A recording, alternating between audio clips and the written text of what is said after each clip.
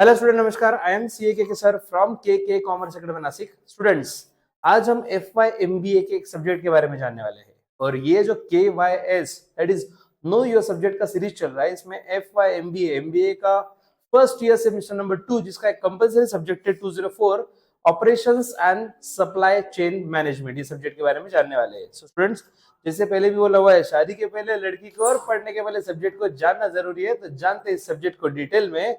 Let's see क्या क्या है इसमें, कौन से चैप्टर्स है और इसमें क्या क्या कंटेंट है। तो ओवरऑल 5 चैप्टर्स है इसमें पूरे सिलेबस में।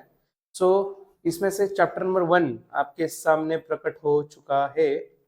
Yes, first chapter introduction to operations and supply chain management. तो बच्चों, क्योंकि ये आपके लिए नया है सब्जेक्ट, इसके पहले नहीं पढ़ा होगा, इसलिए फर्स्ट चैप्टर इंट्रोडक्शन वाला है।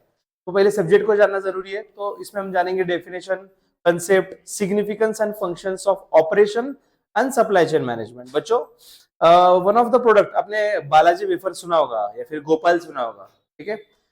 इसका सबसे पॉजिटिव पॉइंट क्या है पता है? इनका distribution, that is supply chain management.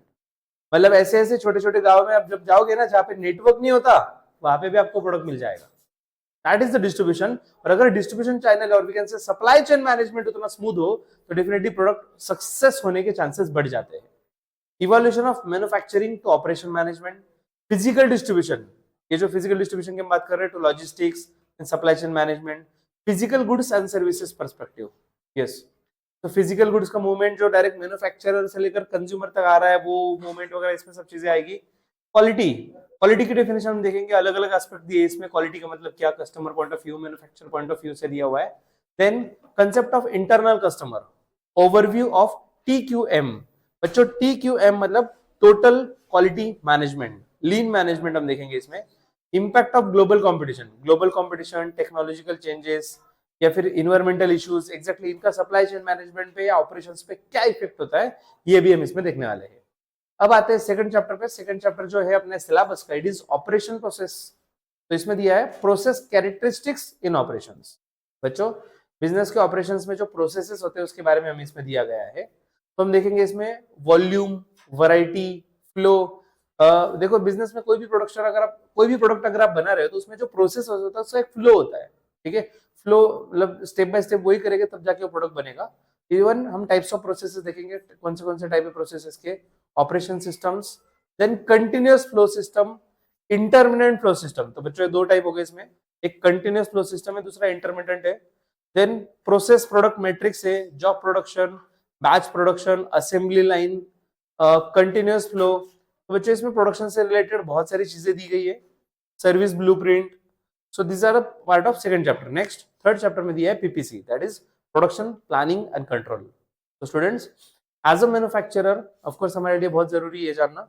So role and functions of PPC, demand forecasting. बच्चों, इसमें डिमांड फोरकास्टिंग का भी पार्ट लिया हुआ है। Forecasting as a planning tool, forecast मतलब फ्यूचर के लिए प्रेडिक्ट करना, ठीक है। ऑफकोर्स फ्यूचर प्रेडिक्ट करना प्रैक्टिकली 100% तो पॉसिबल नहीं, बट कुछ एक्सटेंट तक हम फोरकास्ट कर सकते हैं टाइम हॉराइजन के हिसाब से, कि कुछ फ्यूचर में क्या होने वाला है, उस हिसाब से हम प्रोडक्शन प्लानिंग कर सकते हैं। For an example, if you are in just for an example, अगर हम डील कर रहे हैं रेनी वियर्स में, ठीक है, फॉर एग्जांपल हम रेनकोट बना रहे हैं and monsoon is coming soon in few months, 1 or 2 months में मानसून आने वाला है। तो of course we should have the forecast of the monsoon, कि कितना मानसून आ सकता है, कितनी डिमांड हो सकती है, कितना प्रोडक्शन करना पड़ेगा। ये सब चीजें इसमें हम देखेंगे प्रोडक्शन प्लानिंग एंड कंट्रोल में, ठीक है। कि बिजनेस के लिए प्लानिंग करना बहुत जरूरी है। तो कई बार ऐसा हो जाता है, शॉर्टेज है मार्केट में, कस्टमर मांग रहे हैं लेकिन प्रोडक्ट अवेलेबल नहीं है, ऐसा भी नहीं होना चाहिए। प्रोडक्शन प्लानिंग करते time aggregate production planning, alternatives भी हम देखेंगे इसमें, alternatives for managing demand and supply. Demand and supply manage करने के लिए क्या क्या अल्टरनेटिव्स है। मास्टर प्रोडक्शन शेड्यूल, इसमें एक मास्टर प्रोडक्शन शेड्यूल होता है पूरे बिजनेस का, ये भी हम देखेंगे। कैपेसिटी प्लानिंग, शेड्यूलिंग, लोडिंग वगैरह, ये सब चीजें। इवन फ्लोर शॉप्स, ये हम पढ़ने वाले डिटेल में थर्ड चैप्टर में। नेक्स्ट चैप्टर नंबर 4 जो बच्चों अपने सिलेबस का, it is inventory planning and control, which is one of the most important part for production. अगर बिजनेस ऑपरेशन स्मूथली चलनी चाहिए तो इन्वेंटरी मतलब we can say raw material. इसमें बेसिकली रॉ मटेरियल आता है WIP, मतलब वर्क इन प्रोग्रेस या फिनिश गुड्स, मतलब जो स्टॉक हमें रखना पड़ता है, that is inventory. Inventory planning का कंट्रोल वगैरह हम इसमें पढ़ेंगे। Types of inventory, seasonal, decoupling, cyclical, pipeline, तो एग्जैक्टली इवन हम इसमें देखेंगे कि कौन से टाइप की इन्वेंट्री है।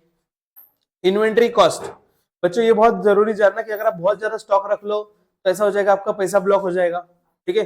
अगर आपने बहुत कम स्टॉक रखा तो ऐसा भी हो सकता है शॉर्टेज हो जाए, तो हमें प्रॉपर स्टॉक रखना जरूरी है।